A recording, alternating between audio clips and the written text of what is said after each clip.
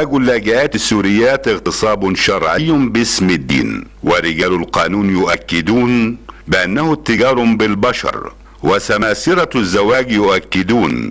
أنه زواج السترة، وهو لفظ أطلقه سماسرة عملية زواج المصريين من الفتيات السوريات الهاربات من جحيم الموت ليكسبوا هذا الزواج صفة شرعية واجتماعية. أما الغريب والمثير أن أغلب سماسرة وتجار هذه الحرفة من السيدات السوريات اتخذن من هذه المهنة وسيلة للتكسب والتربح وجمع المال بسرعة كبيرة. ومن جانبه أصدر المجلس القومي للمرأة بيانا أكد فيه رفضه بأن تكون مصر أداة رخيصة تحت ما يسمى بزواج السوريات اللاجئات في محاولة لحل مشاكلهن مع بلادهم، لافتا إلى أن ذلك يعد جريمة ترتكب في حق المرأة تحت ستار الدين، مضيفا أن تلك الظاهرة تعتبر ضد الإنسانية، الأمر الذي جعل المواقع الصحفية تشتعل في تناول موضوع زواج السوريات